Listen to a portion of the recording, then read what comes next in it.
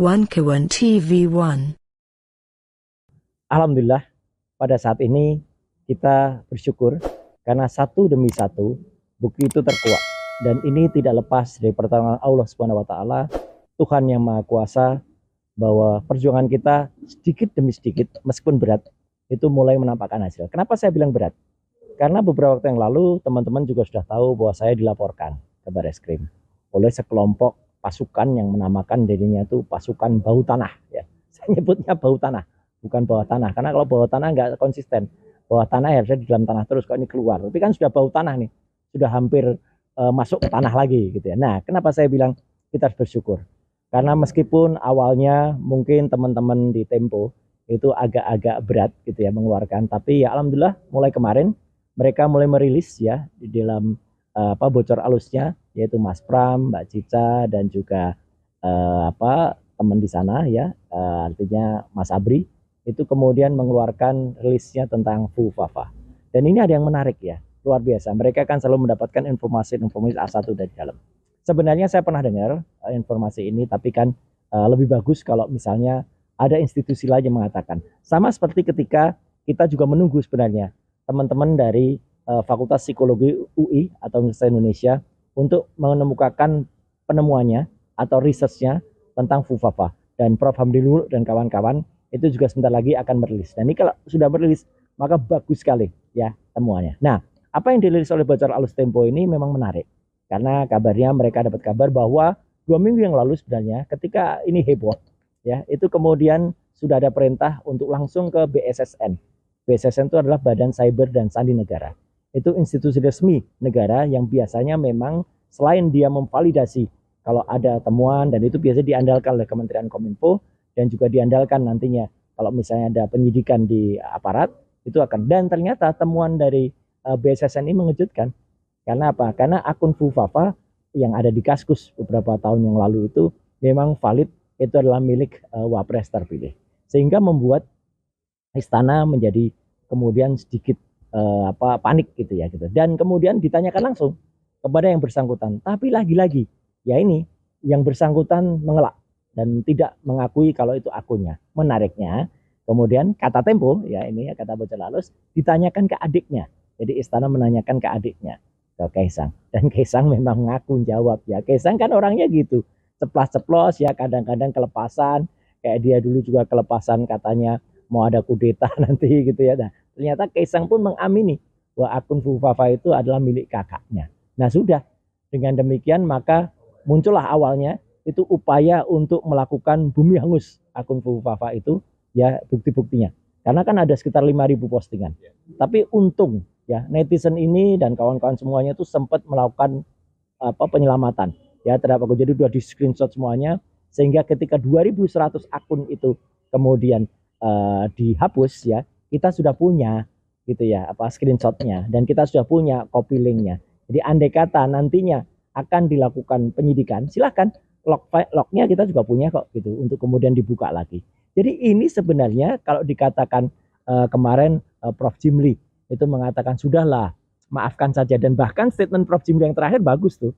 Beliau akhirnya kan juga mengatakan gitu, bisa jadi ya ini bukan bisa jadi Prof. Memang ini 99,9% kalau saya katakan itu adalah milik Wapres terpilih gitu ya, FUFAFA ini. Tapi kan Prof. Jimli mengatakan itu kan sudah lama, sudah 10 tahun yang. Nah, ini saya pastikan bukan hanya kejahatan lama, tapi kejahatan penghapusan dari 2.100 posting itu adalah kejahatan baru, dan itu bisa dicari lognya gampang. Tinggal panggil Andrew Darwis ya, itu CEO-nya Kaskus ya. Dan servernya kan ada di Indonesia. Servernya kan ada di cyber. Jadi dengan mudah sebenarnya, dan itu baru seminggu yang lalu. Jadi sebenarnya bisa di-track itu. Dan yang kedua, kalau mau dicari bukti dia kejahatan barunya, penghapusan nama dia di akun GoPay, di OVO dan lain sebagainya. Itu kejahatan itu. Ya orang daftar akun itu atau daftar payment kayak gitu, payment gateway kayak gitu kan harus dengan nama asli. Kalau dia tadinya nama dia, kemudian diganti dengan Selamat.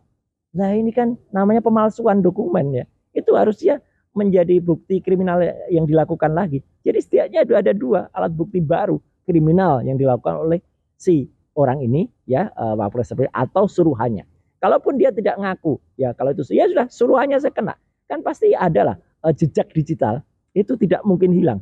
Jejak digital itu akan ada. Maka ketika kemudian dilanjutkan dengan konon saya dilaporkan, justru nggak apa-apa. Saya justru senang. Kalau dilaporkan, maka polisi akan menggunakan yang namanya scientific crime identification. Harus menggunakan bukti forensik untuk menentukan siapa akun Fufafa itu. Dan itu clear. Pembuktiannya harus pelapor dulu. Pelapor dulu membuktikan kalau bukan saya, gitu ya. Mereka harus punya bukti dulu. Kemudian yang punya akun Fufafa itu dipanggil dulu. Jangan kemudian dibalik seolah-olah saya harus membuktikan dulu, kebalik itu logikanya. Jadi apalagi saya dilaporkan katanya menghina lambang negara. Lambang negara, kalau lambang negara menurut Undang-Undang Dasar 1945 pasal 36A itu burung Garuda Pancasila, bukan wapres terpilih. Ini gimana nih logikanya gitu, ngawur ini. Jadi ya udahlah, nggak apa-apa. Tapi saya senang ya gitu, publik makin terbuka dan tangan-tangan Tuhan kemudian mulai bergerak. Dan sekali lagi kita tidak jumawa, tapi kita tetap mohon doa dan dukungan rakyat Indonesia. Ayo kita bongkar, kita selamatkan Indonesia dengan pergerakan-pergerakan ini. Saya juga berterima kasih kepada teman-teman civil society yang terus bergerak tanpa kenal lelah, tanpa ada yang membayar mereka, apalagi tanpa ada bohir di belakangnya ya. Kita bergerak bersama dan yang kita selamatkan ini Indonesia, bukan siapa-siapa. Jadi mohon dipahami, gerakan kita adalah gerakan dari rakyat, untuk selamatkan Indonesia demi masa depan kita bersama. Ya, kalaupun diganti, ya sekarang kan saya juga ini sekaligus kritik juga ya kepada teman-teman yang dulu disebut pakar IT, pakar cyber, bahkan juga saya ketawa.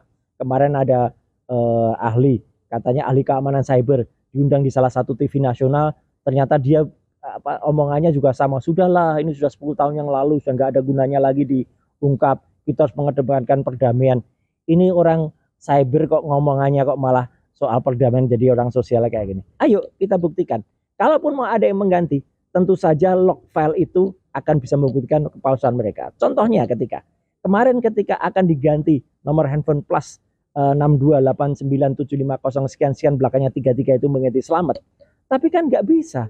Bukti otentik mengatakan ketika yang bersangkutan daftar selaku calon wali kota Solo, tanda tangan dia sendiri, dia nulis nama dia sendiri dengan alamat dia sendiri, tanggal lahir dia nulis nomor handphonenya ya plus 6289750 sekian 33.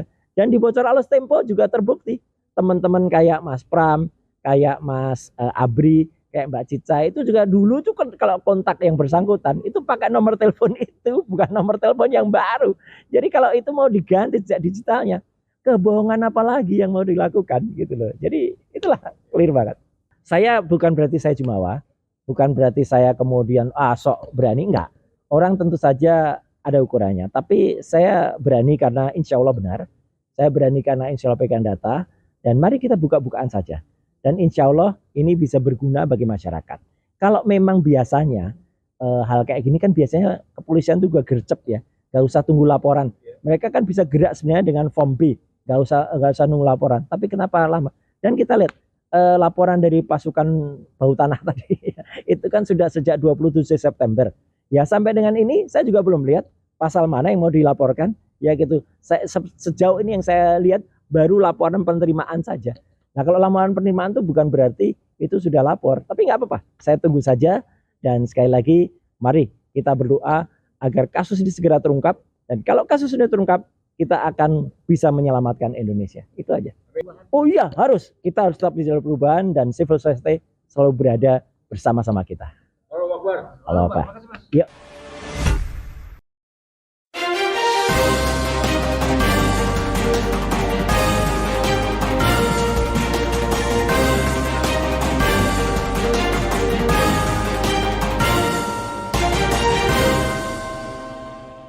One Kawan TV 1